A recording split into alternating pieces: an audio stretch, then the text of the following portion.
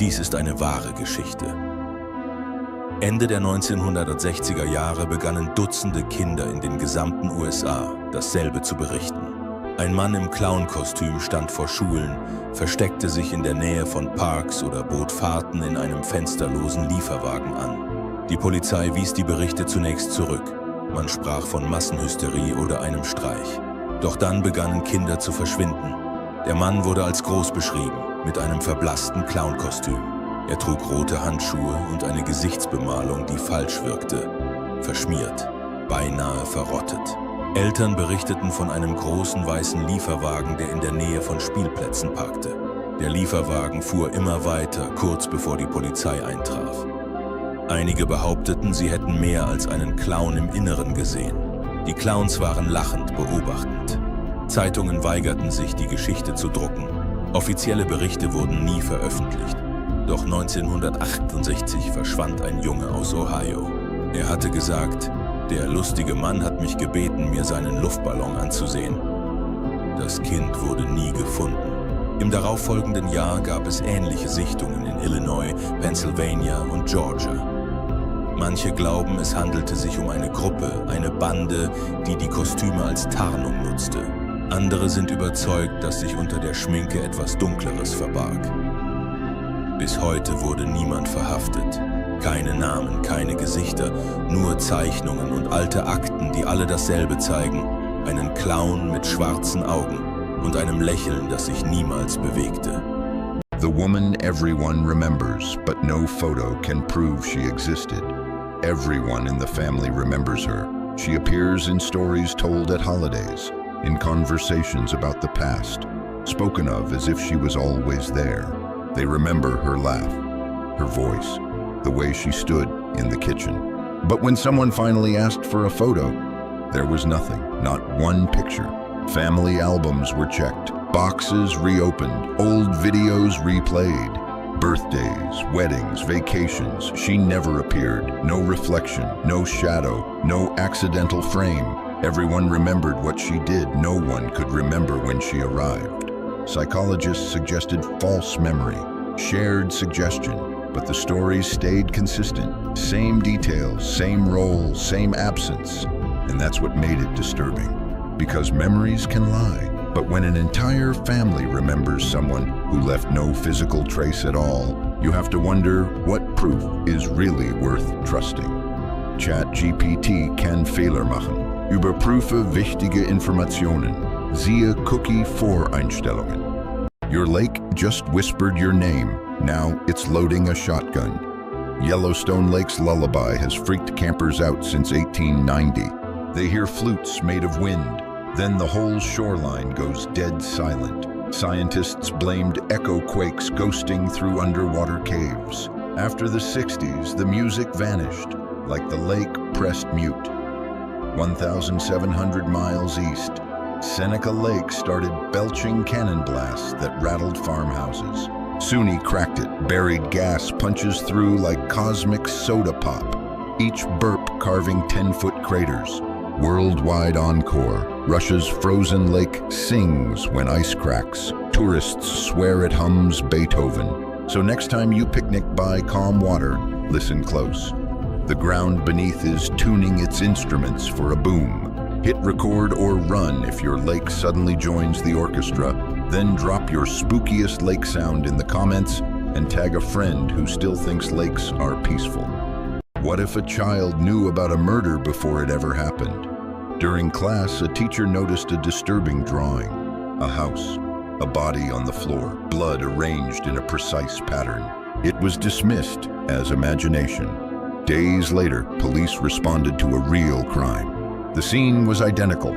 Same room layout, same position of the body, even the smallest details matched. Investigators questioned the family. The child had no access to the news, no connection to the victim, no reason to know. When asked why he drew it, the child didn't hesitate. He said, "I remembered it." The drawing was sealed as evidence. No explanation was ever given, because no one could explain how a memory could exist before the event itself. What if you received a voicemail from someone who died 20 years ago? The message appeared without warning, no missed call, no notification history, just a voicemail. The timestamp said it was sent decades earlier, days before the caller's death. The voice was clear, calm, familiar. They talked about ordinary things, plans that were never fulfilled, a future that never happened. Phone records confirmed the number. The caller had owned it before they died. Experts blamed corrupted data, system errors, old backups resurfacing. But there was one detail no one could explain. At the end of the message, the voice paused and said, "I didn't think you'd hear this so late." The voicemail was saved, then vanished. And no message like it has ever arrived again. But the phone still shows one unheard voicemail, dated 20 years ago.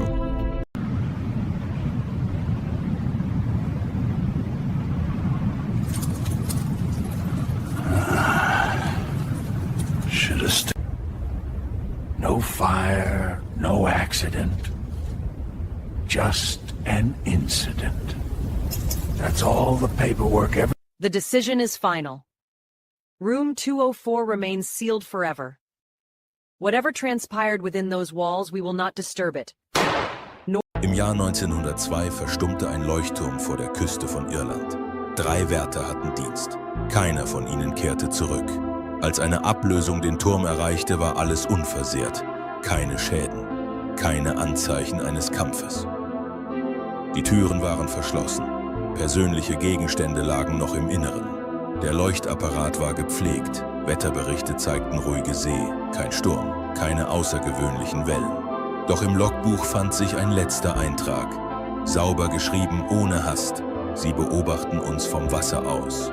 Danach nichts mehr. Keine Leichen wurden gefunden, keine Spuren, keine Erklärung. Offizielle Berichte sprachen von menschlichem Versagen, doch die Fakten widersprachen sich. Denn was auch immer diese Männer verschwinden ließ, kam nicht mit Wind oder Wellen. Es war bereits da und es sah zu.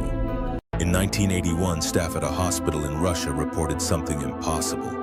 A corridor was changing its length. During the day, it measured exactly 27 meters. At night, it was longer. At first, only by a few steps. Then enough for patients to get lost trying to walk back to their rooms. Some never reached the end. Others were found hours later, exhausted, disoriented, all saying the same thing. The corridor never stopped. Nurses began refusing night shifts. Doctors avoided the area after dark. Engineers checked the blueprints again and again. They never matched what was physically there. The hallway was longer than it should exist. Security cameras showed nothing unusual. No movement, no distortion. Just people walking forward to and not coming back. Eventually, the hospital sealed off the corridor.